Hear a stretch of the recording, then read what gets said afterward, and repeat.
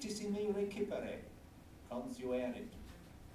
At the time of the Roman invasion, politics in Britain were in a state of flux. Cunobellinus of the Cativaloni, ruler of a powerful Belgic hegemony in southeast Britain, had just died. His old age had seen a degree of squabbling amongst his sons, one of whom, Arminius, was expelled and fled to the Roman Empire. Arminius persuaded the emperor Gaius Caligula to support him, and in 40 AD, Caligula launched an invasion of Britain. The expedition failed to venture further than the coast of Gaul, however. And 6 months later, the unfortunate Caligula was murdered, and his uncle Claudius succeeded him as emperor. In Britain, too, there had been a death in the nobility. When Cunobellinus died, his kingdom was divided between two of his other sons, Togodamus, who is thought to have ruled an eastern kingdom from Colchester, or Camalodunum, as it was named by the Celts, and Caradoc, whose realm was centered at Calida, the old capital recently absorbed Atrebates. Caradoc was to prove an implacable foe of Rome, and figures largely in the Roman histories of the time. They call him by a name which is much more familiar to us, Caraticus. And Caraticus is described by Tacitus, a later Roman historian whose works have survived the intervening centuries, as ruling many peoples. Caraticus and his warriors quickly set about enlarging his realm at the expense of his neighbours. Among them was a certain Verica, whose kingdom centred upon Selseyville.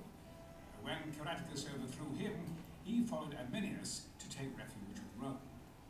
The flight of Arminius and Verica gave the Romans two useful pawns should intervention in Britain be considered.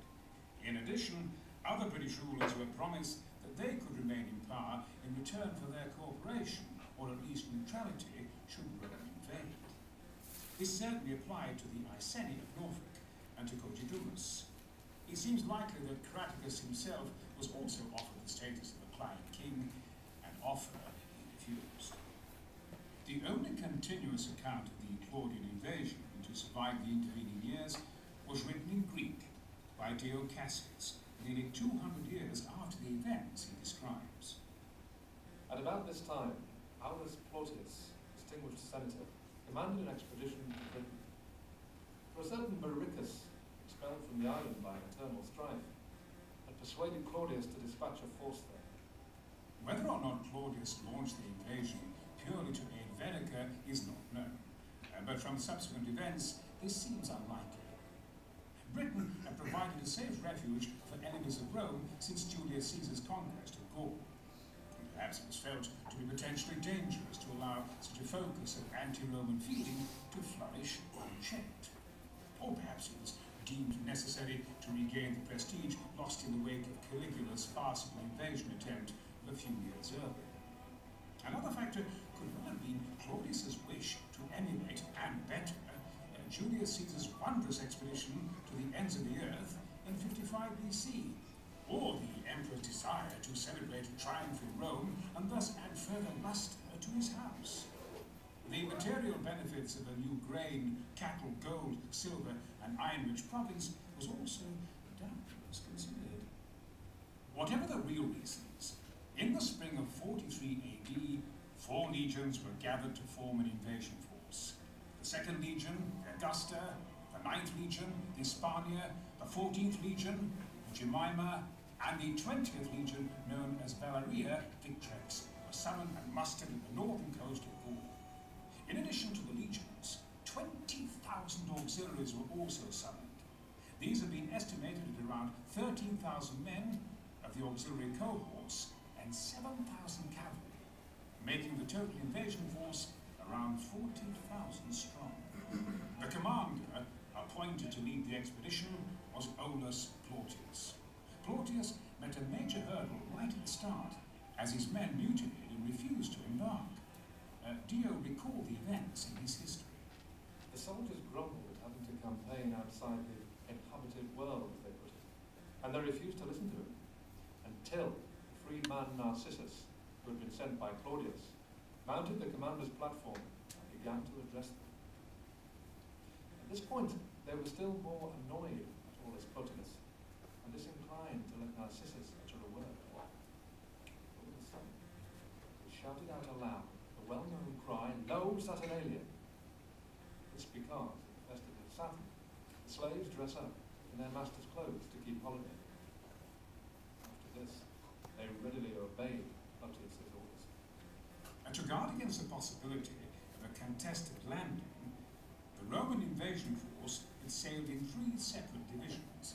It is thought that the major force made for Richmond, whilst the diversionary force landed at Dover and marched westwards to draw off any forces which may have gathered to oppose the landings. But what of the third force? Later, forts were built at both Richborough and Dover to hamper attacks against Roman Britain, and another fort was built at nearby Lympne for the same purpose. And perhaps Lympne was the site chosen for the third landing. Alternatively, perhaps the third force was intended to link up with British allies, in which case Cogidumus's later power base around Chichester could have been chosen. Archaeological remains of legionary equipment from this period have indeed been found here. Having heard of the mutiny and remembering Caligula's abortive invasion of a few years before, Caraticus had not thought it necessary to muster his warriors. This gave Plautius time to secure his main base at Richborough. It seems likely that the British tribes of eastern Kent, seeing the strength of the Roman forces, rapidly came to terms with them. But the news that the Romans had actually invaded after all must have come as a rather nasty surprise.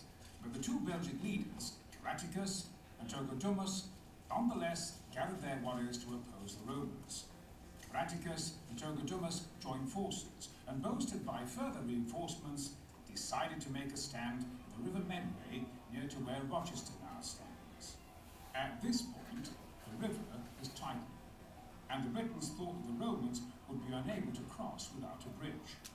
Plautius was, however, well prepared for this eventuality. A number of Batavian and Frisian auxiliary units were specially trained to cross rivers in full armour. These were ordered across the river, and their unexpected attack, coupled with the confusion they caused by killing numerous chariot horses, allowed Vespasian, in command of the 2nd Augusta Legion, to make a further crossing at a different point upstream. Vespasian's crossing also took the Britons unawares, and was able to inflict considerable casualties. Vespasian was destined later to become a future Roman emperor.